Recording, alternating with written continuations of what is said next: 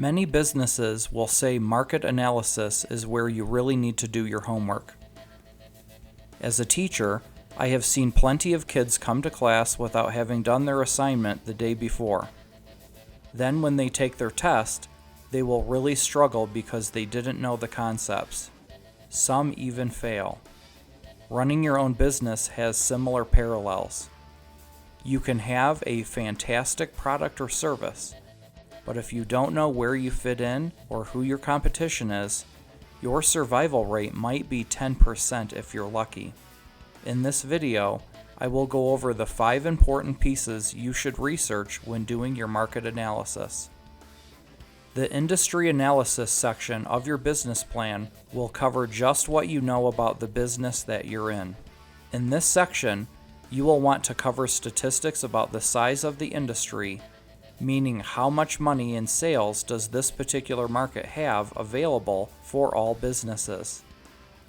You'll want to take a look at the growth rate over the past 3 to 5 years as well to see if the business is increasing or declining. You'll also want to analyze why business is going up so that you can take advantage of trends, or to make adjustments to your business plan should sales in the market be decreasing.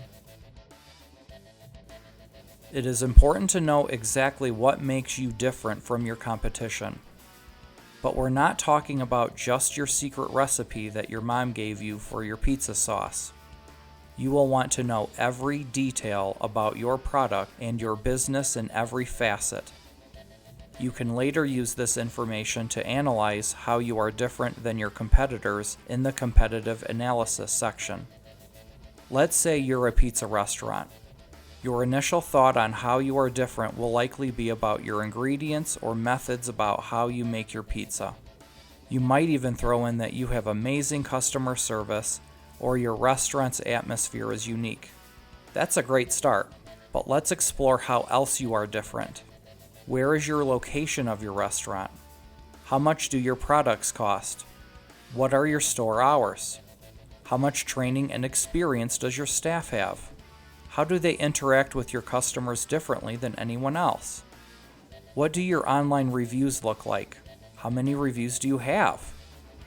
How is your website or ordering process unique? What special promotions do you offer?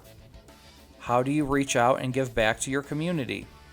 What quirky, weird things do you do at work with your employees and or your customers to make people want to work or buy from you?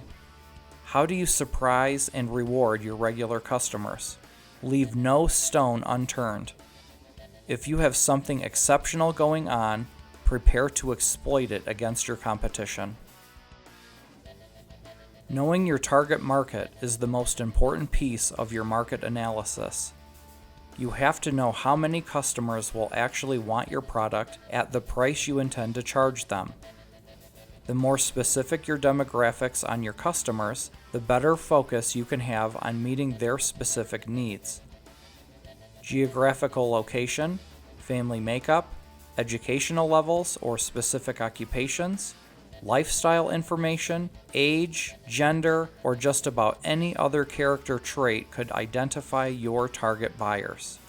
Paint a picture of your ideal customer and reflect that in your research.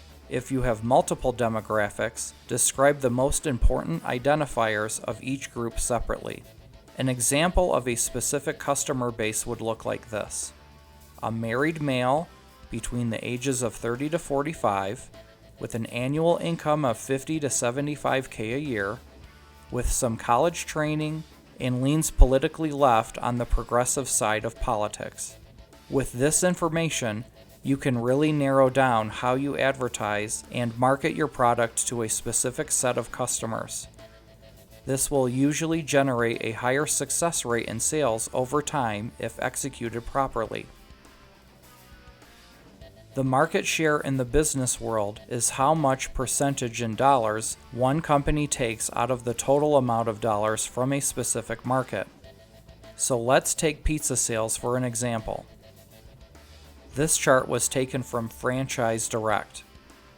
In this chart, you can see that out of all pizza sales, Pizza Hut has the largest market share out of all popular chains. But overall, Pizza Hut has a smaller portion when compared to independent pizza joints. By accurately comparing your market share to the rest of your competitors, you will be able to identify with data if your marketing plan is effective or not against your competition.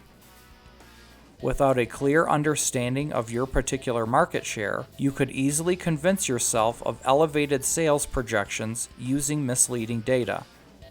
To avoid this, it is important to narrow down the market share values as clearly as possible, even if information is not comprehensively available.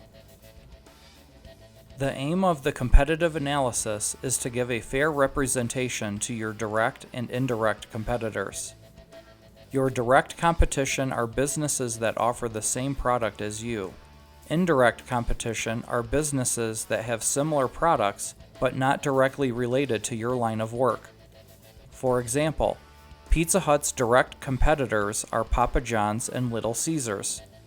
Their indirect competitors would be other restaurants that offer delivery, such as Chinese takeout or companies like DoorDash that offer to pick up orders for customers. In addition to analyzing your competition's market share, you will want to get a profile of common characteristics that your competitors have. For example, in American football, the Atlanta Falcons tend to throw the football more, whereas the LA Chargers tend to run the ball. Other businesses follow similar types of profile patterns of predictability that you can use to your advantage to compete against them. You will also want to study your competition to determine what sort of weaknesses that you can capitalize on when they make moves. When playing chess, you will often make a move to react to your opponent's move. If a chess player only moved to a predetermined game plan without consideration to the opponent's moves, the player would be predictable and easily defeated. So if one of your competitors decide to increase the prices on their products, this would give you an opportunity to capture some of their customers. Better still if your competitor didn't bother to tell customers about this sudden price increase. Make some noise to gather the attention of your new customers, and treat them like royalty when they come over. Don't be afraid to lose a little bit of money over this initially. Send them a gift card as a way of saying thank you, or give them a promotional rate as you seamlessly transition them over. In the Netflix documentary series High Score, Genesis reveals their game plan of how they competed with Nintendo back in the 1980s and 90s. Their analysis revealed that Nintendo was a family-friendly based company that didn't want to make waves. The price point on the Nintendo was on the higher side, and Sega needed to exploit that point. To capture the American market and to take advantage of a niche, Sega knew they needed to concentrate on sports games since they were virtually non-existent with Nintendo. Sega finally wanted to differentiate from Nintendo by being edgy to capture a teen demographic. To do so, they came up with Sonic the Hedgehog and made him rebellious, and created a marketing plan where their advertisements undermined Nintendo. In the end, Sega managed to steal quite a bit of market share away from Nintendo. I have had plenty of students who did their homework the night before the test. Not only did they pass the test, but they succeeded the entire year. The student who didn't do their homework, however, ended up failing and had to start all over. Running a business is a lot more challenging than attending school, and the failure rate is a lot higher.